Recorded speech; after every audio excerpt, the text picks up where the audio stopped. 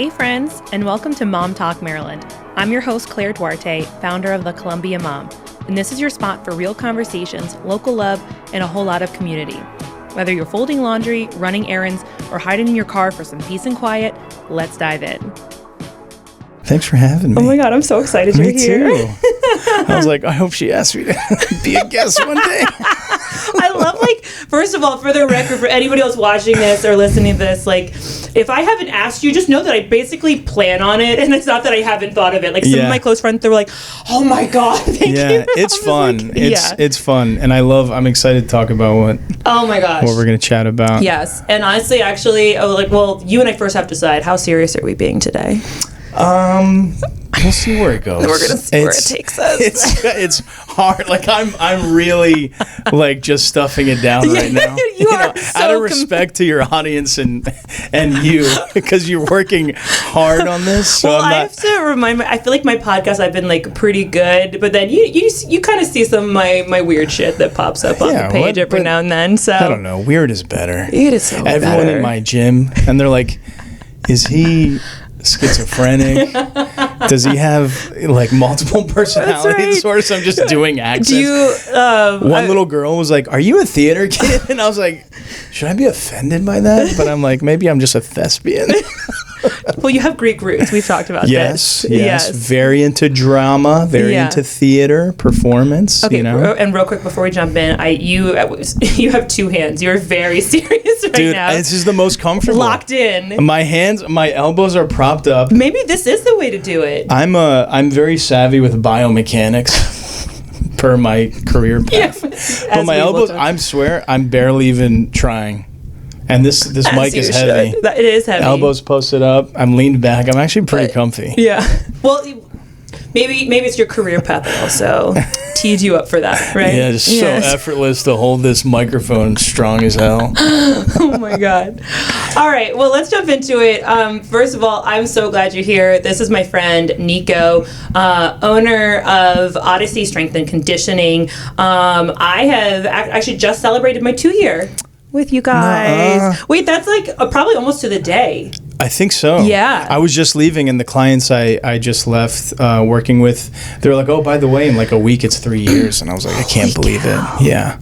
We're super lucky. We've I made this little sentimental Facebook post yesterday about our 3 years. Yeah. And, we got our son now, and he's just playing with other stuff. So I'm super lucky for people like you, for everyone who's stuck around and just, I don't know, retaining clients. Oh my as gosh. you know. Yeah. Right? It's it's hard to do, but I feel you're killing it. Yeah, we've created a good environment. You have. I'm super lucky. Oh my gosh. Well, I love an origin story. Obviously, I know you.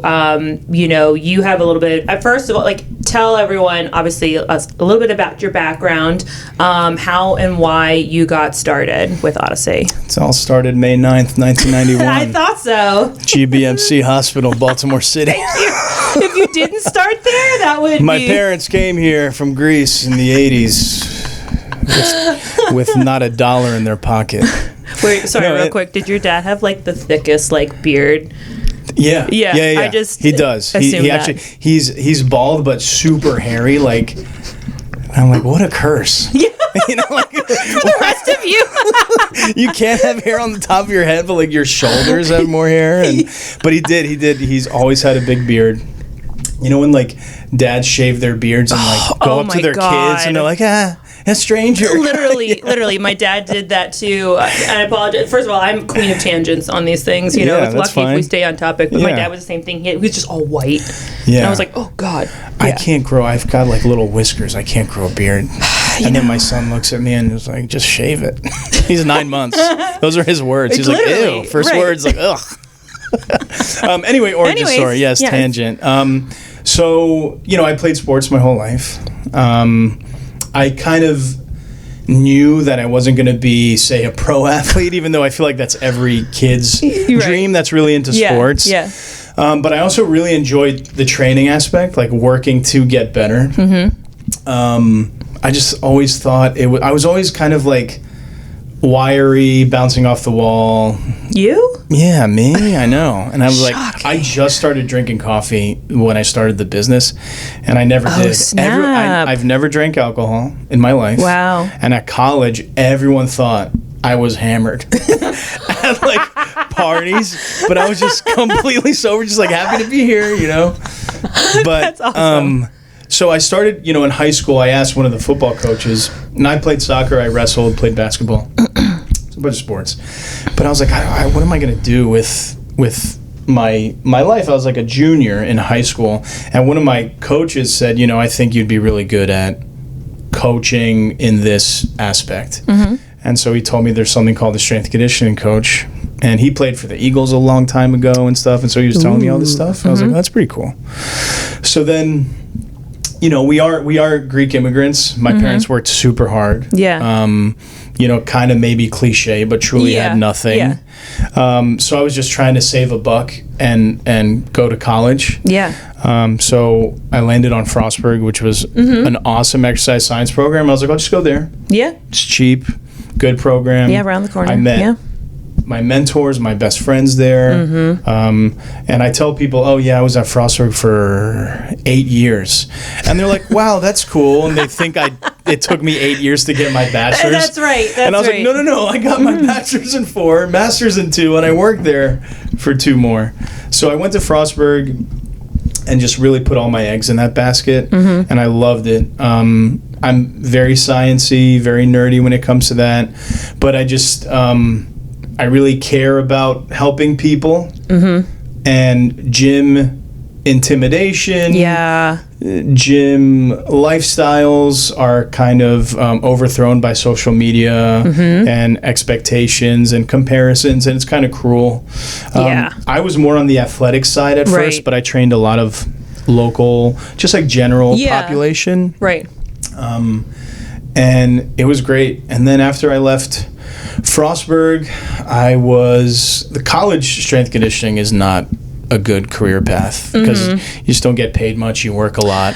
Right. Yeah, I would imagine. And then you got to bounce around from like school to school until you land a real good job. Right. So then I said, you know what? I miss my family. I'm going to go back to Baltimore. Got a job in Montgomery County, worked there for about a year, left. Found a job in Howard County, was there for 4 years, really loved it. Yeah. Until I felt like, I just really I met my wonderful wife. And I've always wanted, above all else, be really good husband, be a really good father. Yeah. And I felt like the only way for me to unequivocally do that, where I'm in control of that, is if I just started my own business. Yeah.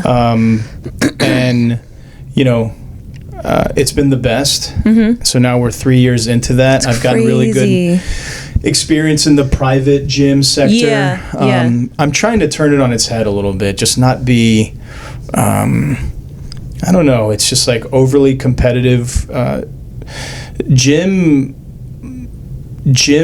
owners and fitness, especially the guys, are just so insecure about their knowledge. And it's like, I know better than that guy, I know better than that guy, I know better than that guy. There's so many gyms in Howard County. Right. And they're, for the most part, pretty good. Right.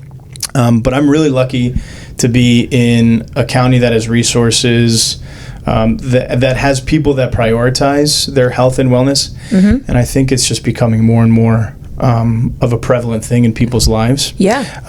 But that's kind of a crash course origin story. Yeah. And we're looking to roll with it here. Well, and fast forward to now. So, how long have you been in your Fulton space again? 3 years now. 3 years. Yeah. Okay. Because I couldn't remember if you had started training, prior to that 3 year mark or what. We were in our condo. I hope my landlord doesn't hear this because I put my 2 weeks in and it was real scary, and it was just a culmination. I just had to do it. I was just paralyzed with fear. Yep. And I was really, really, really still am. Maybe I'm insufferably modest, which sounds arrogant in a weird way. Right. But just all credit goes to the people that were loyal to me and followed me and allowed me to build the business and be profitable within the confines of our main bedroom that my wife and I turned into a gym. We moved into the guest bedroom. Yeah. And then I just had a bunch of people just be willing to support me and train with us there. And then I really, really always liked the Maple Lawn Fulton area. And so I just wanted to find a really good small space that was a smart beginner business decision. Biggest mistake gym owners make, I think, are just finding a way too large of a space and just think if I build it, they will come. Right. So we've been there for 3 years now, looking to expand, hopefully. Yeah. If that opportunity comes. Right. But right now, we're doing a really good job with just 1,000 square feet. Well, and then I met you at, it was the Fit Crawl event. Yeah, shout out to Leah. I know. From Ann Fitness. She put that on for a couple years. Yeah, she did. And Leah's a really, really good friend of mine, super sweet person, runs a great business there. Yep. And she invited me, and I was super grateful. Yeah. We're co-Lululemon ambassadors. Oh, that's right. For Howard County, and that's how we met. Initially, I opened the gym. I started posting. I'm like, hey, we got a new gym. And I think Leah was like, who's this guy opening this gym? Like, you know? Yeah. And I'm like, no, we're pretty different in what we do, and we can still be friends. Right. And we've been friends ever since. So she invited me, which was very nice of her.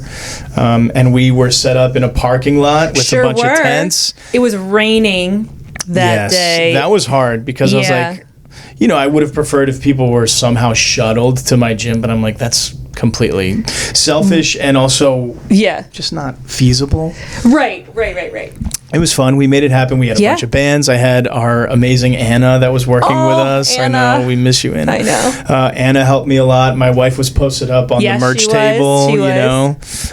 It was a lot of fun, and that's how we met. Yeah. And I think you liked the workout enough to be like, let me check this guy out. So look at this little goofball talking about some strength and weight stuff, cracking a few little snide jokes, and I was like, oh.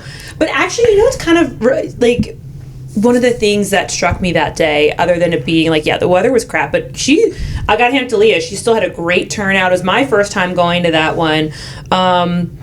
And super organized, very well organized, and it was a little rainy, but I still had fun going to the different spots. It was a great time. You were one of my last stations in that rotation, and listening to you talk, and granted, we're just kind of doing a very, I forget if it was 30-minute segments or not. So it's I think it was 30 minutes. Yeah, so it wasn't super long, and some of it was just maybe resistance type stuff. Anyway, but listen to you talk, and you're describing some form and things like that. And again, I guess I just hadn't trained fully like that in a while, or in more what I would call, not that I'm saying that what you do is classical strength and conditioning, but just I've been doing things like, I don't know, everything from boot camps to soldier fit to all these other classes, circuit training, what people call HIIT. Right. Yeah. Exactly. Right. So obviously I'm familiar with strength training, but probably more of the Peloton classes. Sure. Which is all great. Which is all good. Nothing wrong. We'll talk about strength as a whole anyways, but and I could just tell how knowledgeable you were about it when you were even things I remember asking you, because I don't know if we were doing lunges or if we were stretching, and you were saying don't be afraid to have your knee go over your toe, and in my brain I'm I was triggered back to that 8-year-old in the soccer field when they were freaking out about little things like that, which is hilarious because they're fear mongering that, and you're like, how the hell do I run if my knee doesn't go over my toes? Well, and I was just thinking, so when you said that again, you're triggering a 30-plus-year-old me, and I was like, wait, but I'm obviously, okay, clearly this kid's younger than me. He definitely is going to know more than me in this regard, but I just okay, this guy definitely knows his stuff, and I loved the vibe that you and Anna had, and it was then the rest is history. Yeah, thanks so much. Yeah? It's awesome. It's, with having 30 minutes, it's raining, people are cold, uncomfortable. We don't have much equipment with us because we're not in my facility. We brought bands, maybe some 10-pound bumper, weight plates. The plates. And then open space. And then it's how do I make this enjoyable? And I think one of the best ways to go about it is just educating, just And sometimes it can be boring, right? But it's like I have to kind of be a little lively, be very candid with stuff, and why strength training is so important for everyone that was in front of me. And also these people were coming from other workouts. So literally. by the time they were coming to me, they're like, God, we are exhausted. You know, I'm sore. And that's what's kind of interesting too is, you know, historically, I call myself like a cardio junkie or a recovered cardio addict. You know what I mean? Granted, like we still do need, at least, you know, most people still need an aspect of endurance training and HIIT. Like, and I admit that, like I did one of those metabolic testings like earlier this year, and you know, I'm like, well, I'm so strong that I should be great now. Right, and they were like, no, you still like. So yes, we all still need aspects of that. So I'm trying to work that in. What did you have to do with that? Do you remember the metabolic testing? It was like it was a resting one, not the active one. Oh, got it. Where you breathe and it does all those markers. So yes, some of the results were like, you still need to even only like once or twice like a week of like 30 minutes or something, like a brisk walk, like. But you know, I mean, now that I'm like really great with, you know, having my strength routine, it's like trying to build that aspect of it in, especially during the cold months of the year, which is challenging, but that's a whole nother thing. Yes. I think, you know, we figured, you know, and we implement every form of exercise or every training parameter that people want, right? But I figured what's the lowest hanging fruit form of exercise anyone can do, and that's cardio. Anyone can go jog, anyone can go hop on an elliptical bike, run, whatever, right?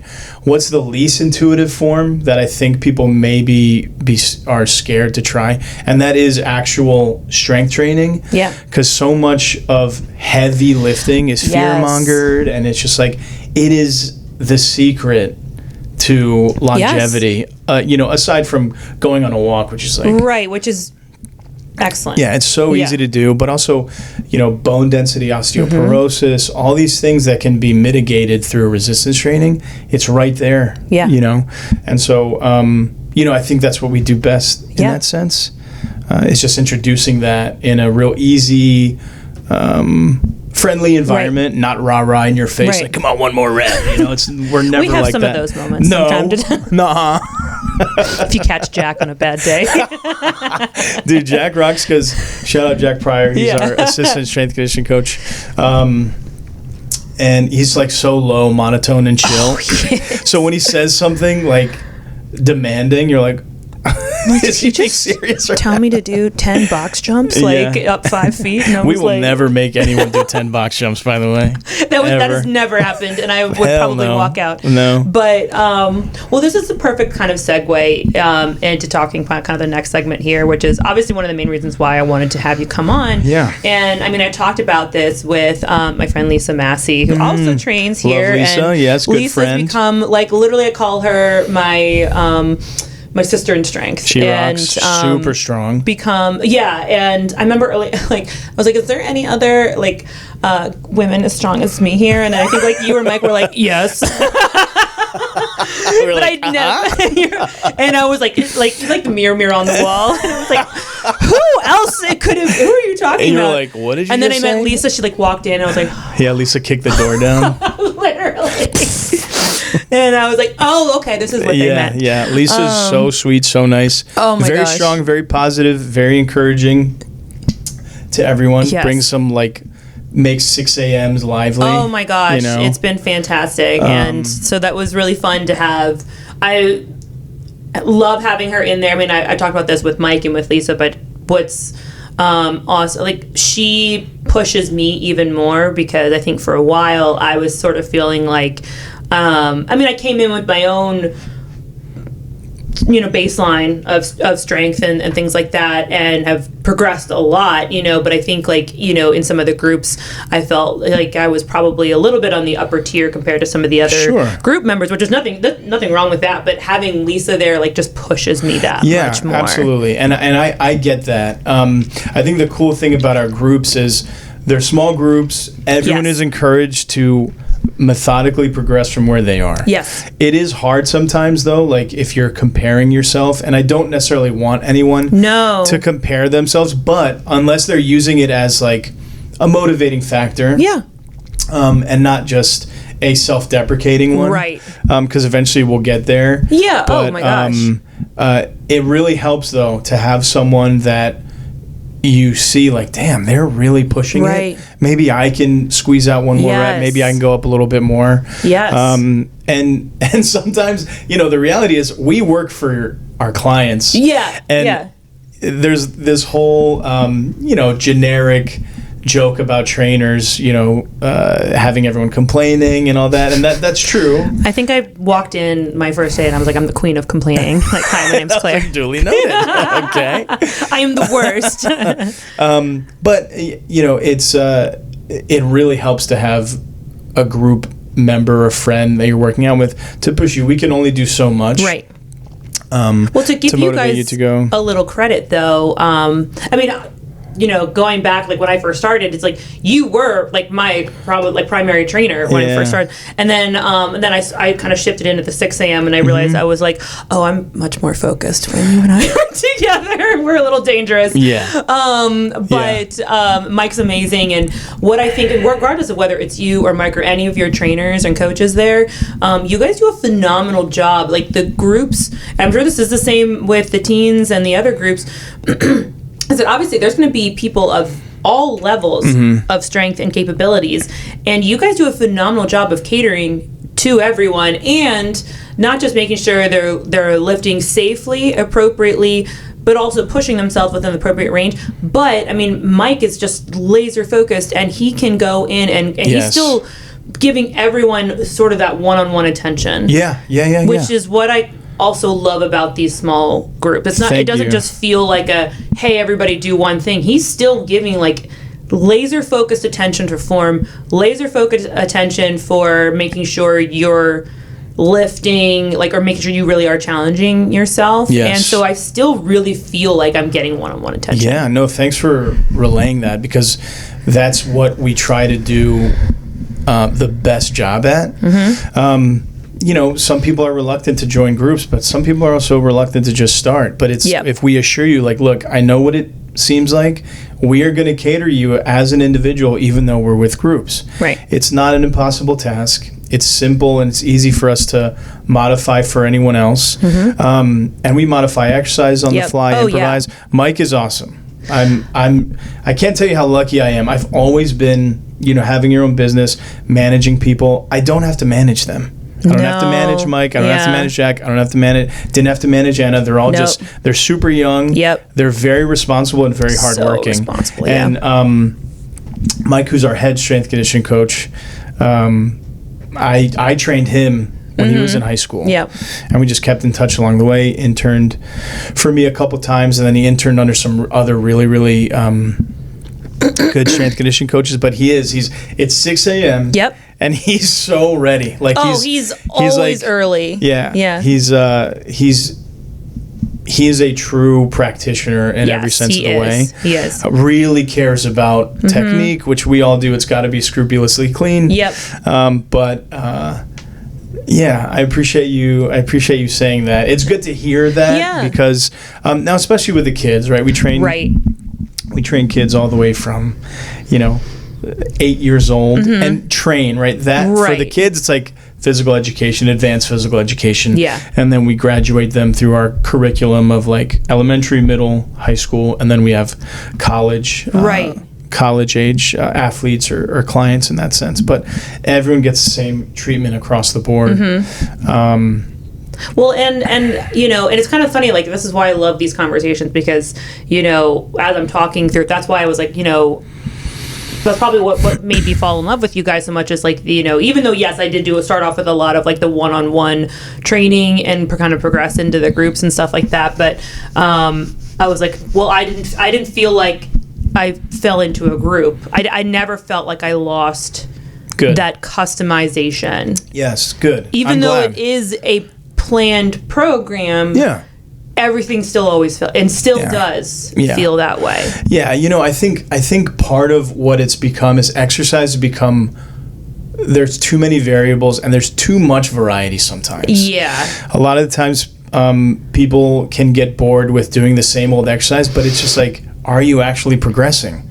Are you seeing yourself getting stronger in this movement if you're just bouncing from exercise to exercise every week, then you're not really getting a good idea as to if you're improving in this exercise that can change your life if you get, really strong and good at it.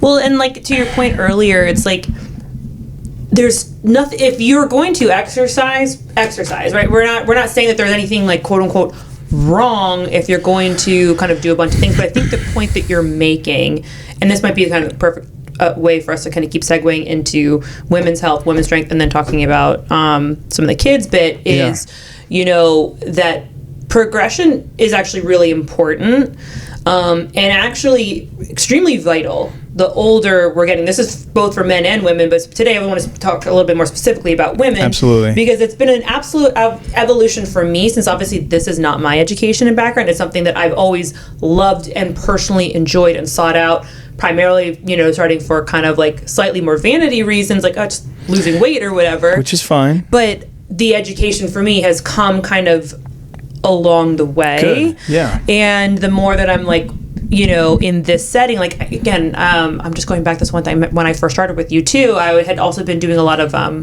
Pure Barre, and I remember saying to you, I was like, I've been improving over there, and you didn't in no way snubbed it. First of all, we're not here snubbing any type of workout program. No. But I remember what you said to me, and you were like, yes, it's great to work those smaller muscle groups, but you basically like, you need to work the larger muscle groups. Like at the end of the day, like that's what your body really needs. Yeah, I mean, look, I love, like I said, I'm a proponent for exercise. Right. Anything that anyone loves or even remotely likes doing that gets them up and moving, do it. Do it. Yes. I'm not a strength training snob. I can be a little pretentious when it comes to the technique and all that stuff. But it's only because our standards are incredibly high. Yeah. I don't want anyone getting hurt. Yep. But I also want to see people progress, And the reality is there are very few people that are willing to get under a barbell. Yep. There are very few people that are willing to learn how to deadlift because, and it's to no fault of their own, but it's just been a lot of misinformation, a lot of fear mongering. Oh, it's bad for your back. It's this, it's that. None of that is true. Mm-hmm. Your muscle tissue is not just for locomotion. It's not just for moving. It's for making you insulin sensitive. Yep. For all of our type 1 and type 2 athletes, diabetes and clients. Yeah. It's super imperative for their health.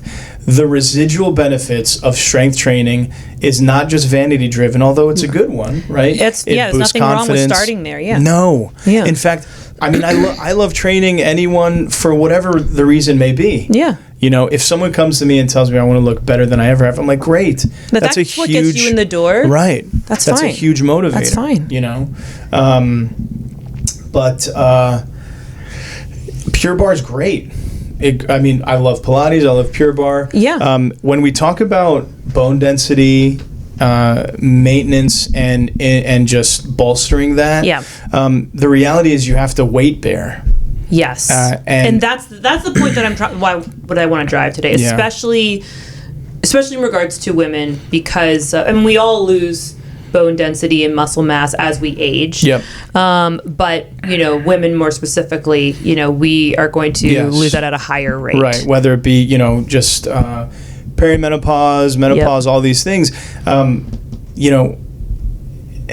there's a lot of statistics in terms of what age do you reach the plateau of building muscle and building bone density? I've seen 35. I've seen 40. As long as you start at some point, right? Just do it. It's never, ever, ever too late. It's never too late. We have 70-plus-year-old clients that came in who have never lifted before, and they're deadlifting, and they're bench pressing, and they're loving it, and they feel confident. Yes. And their DEXA scans are better. Mm-hmm. Their bone density is improved. They're able to get up off the floor. If God forbid, there's a fall or something like that. There's no broken bones. You can get right back up. The possibilities and the benefits are endless here. Right.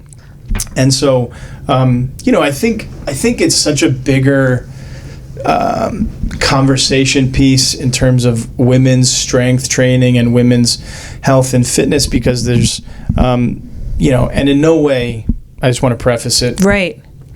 I just want to try and reciprocate what I've seen through my clients and my experiences, right? And my wife is super into fitness, has been before she even met me. I'm trying to get my mom to lift more, all these people that I care about. Right. But it's just like, if you're a lady trying to train, I think there's just been a big stigma in terms of gym intimidation. Yep. And I don't want to look like a bodybuilder, which I hear all the time. Yeah. And that breaks my heart, because I'm like, I don't want that to be. Yeah. I want everyone's body image to be up to par with what they want to be. Right. But the most important piece of advice I can give to anyone, especially our women, is like, if we synonymize training with aesthetic solely, then it's going to be harder to sustain a long fitness journey or strength journey, right? Right. We have to just enjoy the process. Yep. You have to really like feeling strong. Yes. And which you will. I think it's slowly but surely you will. Well, when it's done the right way, and that's obviously, it's been my experience, coming in. I mean, I think I had shifted into more strength training around the time that I'd met you, even though I was still doing lots of other HIIT things. So it kind of like timing wise, mentally for me and my journey worked out well. But then as I went through the journey with you guys, I was like, I kind of was really falling in love with it. And I was like, I can challenge myself in a very and completely different way. Good. And I feel like since, and obviously, I enjoy having this platform where I get to share things with more women and parents, and moms specifically. But as someone who's, I'm 37 years old, I'm going to be approaching perimenopause probably any minute now, right? And I feel like the absolute strongest I've ever been in my life. That makes me so happy to hear. And like when I had Lisa on here, I was like, obviously I'm like, why I love 6 a.m. for instance, it's like, that's the hardest thing that I'm going to do that day, probably that week. Yeah. Literally. And it's dark, it's cold. Oh God. I'm gonna lift heavy weights at some point. It's pretty brutal, but we've got you guys have just got a really great group of girls in there now. Yeah, and they're so the it's best. we all look forward to it, and we've really rallied together. Yeah. But I think like the messaging that I'm also trying to drive for other moms and women too is like, hey, like, I want to keep educating moms and women, whether you're my age, whether you're my mom's age, you know what I mean? That same thing of like, let's train for life, right? Absolutely. You don't have to, yes, you can throw on your sneakers and go for a run. You can get under a barbell and things like that. But, I also think too, if I can be strong enough so that like, God knows I have the shittiest knees and ankles on the planet Earth. Like I'm going to fall. Like I literally am going to fall. But if when I do, can I get myself back up? Yeah. Will I have the strength to be able to recover faster and better? Yeah. You know what I mean? Because that's the reality. I mean, I think we are going to fall. We are going to get injured. These things are life is going to happen, right? Or other things like, you can still be at your peak level of strength and then get like a crazy illness and then you lose muscle mass even from that. Right. It doesn't have to be a traumatic injury. No. Do you know what I mean? Like we need, trying to drive this, like we need strength for actual necessity, not just for aesthetics that we're talking about. Aesthetics are great and that's fine for a motivator and getting you in the door, but like we need our strength to carry us through life, literally. Yeah, absolutely. Because at some point there's going to be, a rate of diminishing returns, and you're just going to get up and you're not going to be as strong as you once were. And and this sounds like we're just talking about like a 55 and older. I know. Which, by the way, who decided 55 is the age where it just like goes downhill? I always felt like there was like such a backhanded thing, or like a negative connotation with that.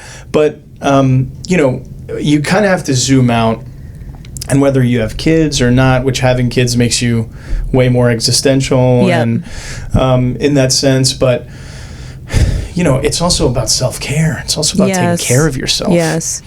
Being a mom is the hardest thing on earth. It's super hard. being a parent is tough, but Yep. you know, especially being a mother, having to deal with postpartum, Yep. You know, obstacles in that sense, but and then having to juggle all the guilt that comes along with Yep. it, and Yep. wanting to take care of yourself, but not just feeling like yourself. Right. And then I feel like a lot of the times the best thing you can do is move.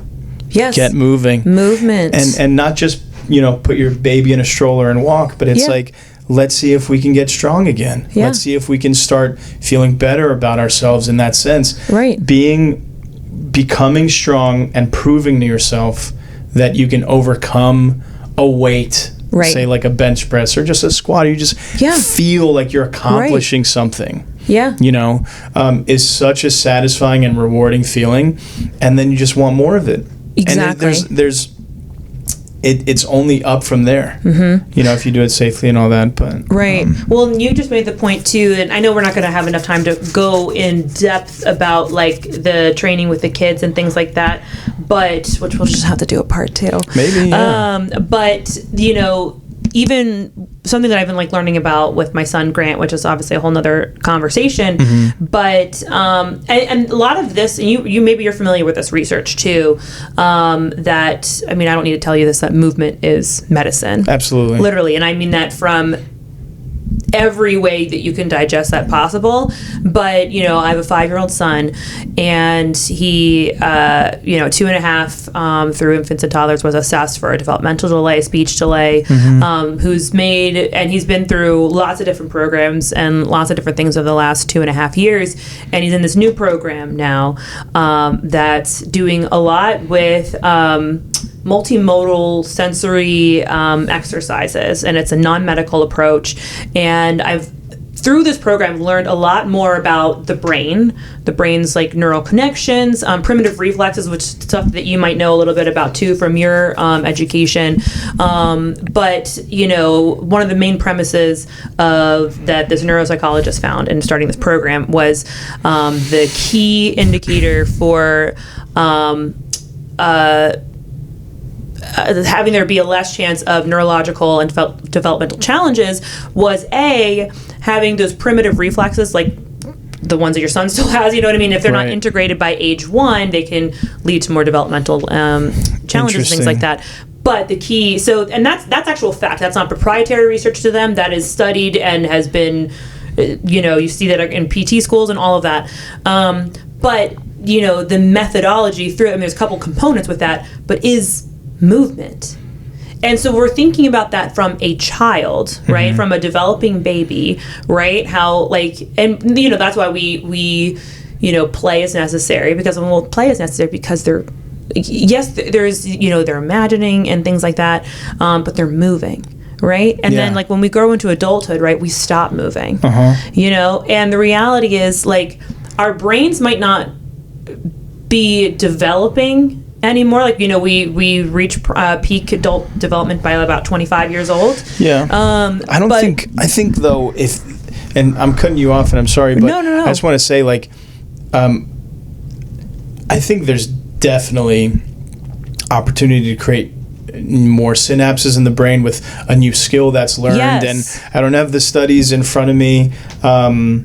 And you know, and it's important not just to read headlines or just the abstract, like actually, you know, try and read it. But you know, we develop, but you know, at 25, and neither of us are, you know, in the neurology biz. Right. Oh my gosh. But you know, what you hear is like at 25, brains fully formed, develop, right? That's who you're going to be in that sense. But you know, when you learn new skills or you do something new, you know, cognitive performance is correlated to exercise. Yeah. And that's from, you know, my grandmother's 93. Yeah. You know, and the example is when we get older, we're scared. We become more scared of falling, so we hold on to the railing a little bit tighter, and we take smaller steps or slower steps. Right. And we're a little more cautious, and then we become sedentary, and then from there,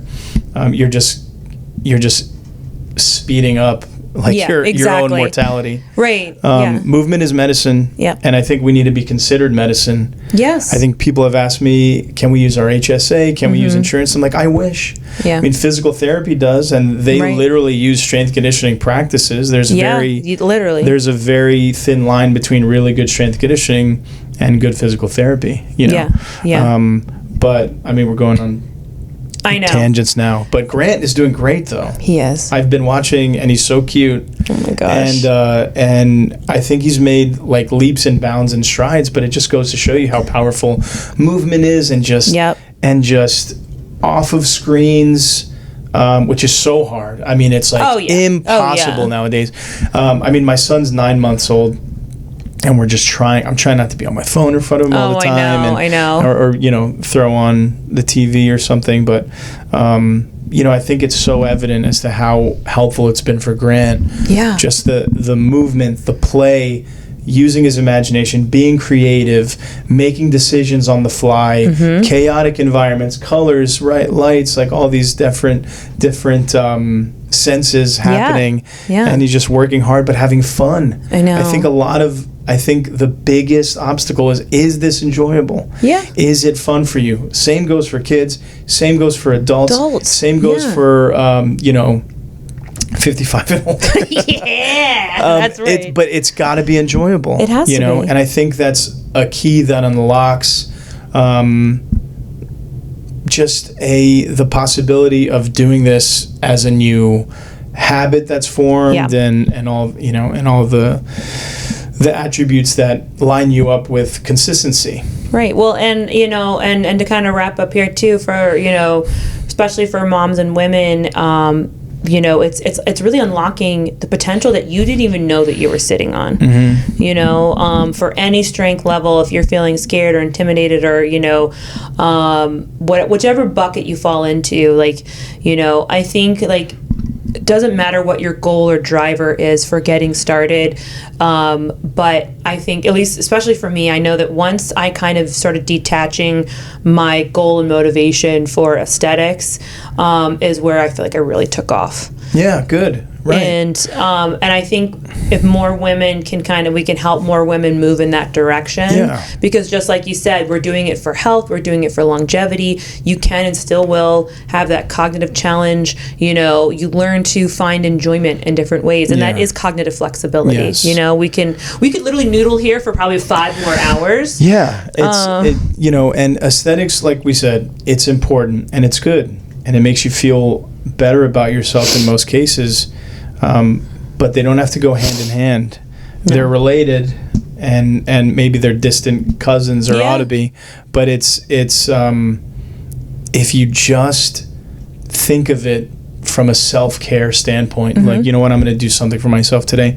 I'm going to work out. I'm going to get a massage. I'm going to do it. Should fall under you know, that same bucket. Exactly. Well, and my final point that I'll kind of wrap up here too is, again, my uneducated experience and kind of perception really is that not just your gym in general, but like, I don't know, I kind of see what you guys do as the gold standard. If you're going to work out, like that, I mean, that's why it's a priority in my life, and I do it because I'm like, I mean, I can go out there and do all kinds of different things, but I'm like, I know this is not only going to move the needle, of course, like I'm going to get stronger, but like I know that I'm doing the right things for my body, and not just for like a few years from now, from down the road. So like that's just not me here to fluff you up, but like I really do feel that. I really do believe that. I really appreciate that. It's all I want to accomplish. I always tell everyone, like, I'm such a bad capitalist. Like, I'm learning business, but my business model, and it may not be a good business model, but I literally tell everyone. My back end either. I literally tell everyone, like, I want to train you so well and educate you so well that you may not need me anymore. Yeah. That's the point. I want you to get confident enough, strong enough, love the fact that you're moving, you're fit, you're getting stronger, to where you can do it on your own and not be intimidated or not be scared. You can walk in any gym. Hell, you could be in a park with no equipment and know what to do and just be like, you know what, forget this. I'm just going to move for like 30 minutes. If you're super busy and a professional, a mom with a career, it's like 20 minutes of something you'd love doing, just do it. Absolutely. Cheers. Oh, I'm so excited. I'm so glad you could be here. So this was fun. To wrap, where can people find you? How can they get started if they were curious to either try out a class or get involved? So on social media, we're Odyssey Strong. On Instagram, I think we're odyssey.strong. I'm Niko Halkias, Halkias. Kind of, we got lucky with a short Greek name, not like a Papadopoulos. Yeah, that's right. So, our website is odysseystrong.com, which we'll be revamping here soon. It's been 3 years. I just kind of want to, brush things up. And if you Google us, we've got awesome reviews. I'm adamant on never asking for a review. I want you to like it enough to feel compelled to do it. But you'll Google us and we'll come up as Odyssey Strength Conditioning. Logo is very recognizable. For sure. And just feel free to text me. That number that you see pop up is me directly. Perfect. Email Niko at odysseystrong.com. You're just sitting at home waiting. How many plugs can I do? But they can, and then again, for any parent 8 and up, you've got groups from elementary, middle, high, and college. Yeah. And that's, one of our main niches, so to speak, is athletics and athletic performance, sports performance. And, in business, people tell you, like, hey, just pick one thing. But it's like, I really can't, because I love training everyone. I know. We are very good at training everyone across the board, whether it be special populations, Parkinson's, type 1 diabetes, cancer rehabilitation, all of these things. So, we're kind of like the Swiss Army knife of training. Literally. All in all, while being personable and just deeply caring about everyone. I love it. Cheers. Thanks, Thank Claire. you so much for being here. Thanks for having me. This was so fun. Yay. Thanks for tuning in to this episode of Mom Talk Maryland. If you loved it, leave a review, share it with a friend, or tag me at the.columbiamom on Instagram. I'd love to hear what you think. And don't forget to follow the show so you never miss an episode. Until next time, keep showing up, keep supporting local, and keep being the incredible mom, woman, human that you are.